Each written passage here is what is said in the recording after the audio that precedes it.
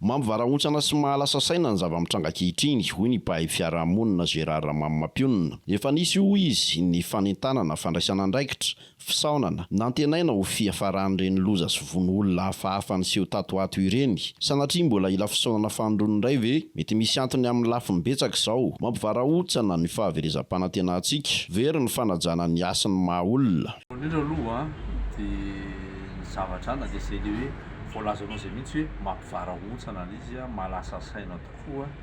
rehefa nisy ny fanentanana, efa nisy ny fandraisana andraikitra, efa nisy ny fisaonana mba hoe nantenaina hoe ao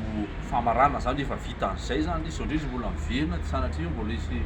fisaonana fandroandray ve dia manoloana zany zavatra zany na dia ohatry lasa saina mihitsy ianao mandinika an'le fiarahamonitsika fa ny anteny tokana sy tena tiako resahana fotsiny dia zao hoe mety misy antony, toa tsy izay misy antony amin'ny lafiny betsaka io efa zay foana zany fa ny tena tiako resahana fotsiny zao dia hoe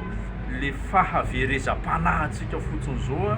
le fahaverezan'le hoe fanajana ny asina sy ny famendrehana maha-olombelona, tena le fahaverezany hoe lahatokany ny aina sarobidiny ny aina ho amin'ny malagasy zany hoe tahotra an'Andriamanitra sy tahotra ny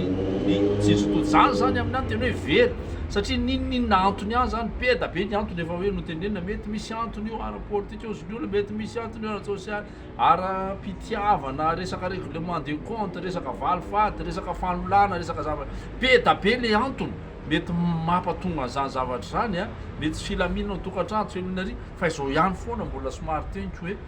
ninona antony dia aoka ho fantatsika mihitsy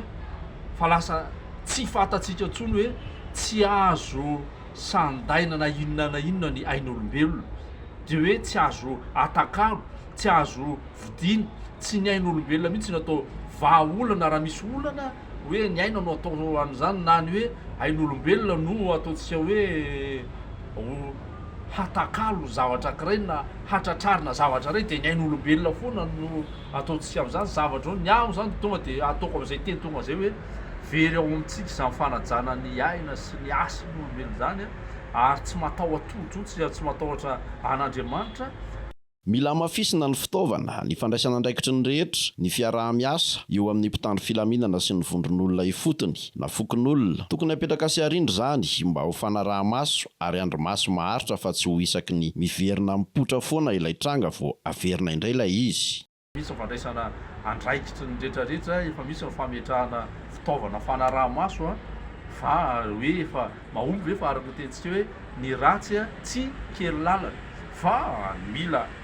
hamafisina ny fitaovana, hamafisina ny fandraisana andraikitry ny rehetra fa le fiaraha-miasa eo amin'ny mpitandro ny filaminana sy ny ataontsika hoe ny vondron'olona ifotony, ny fiarahamonina, ny fokon'olona tokony apetraka sy arindra mba ho fanaraha-maso, andro-maso maharitra zany zavatra zany fa tsy hoe efa nisy dia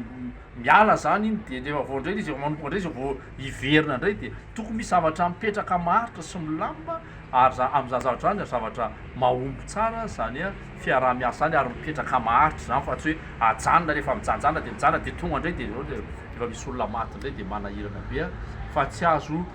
vidina mihitsy koa ny ain'olona na ohatrinona na ohatrinona fa dia tsika indraindray manao hoe aoriana amin'ny fahafatesana vao miantso dokotera ihany.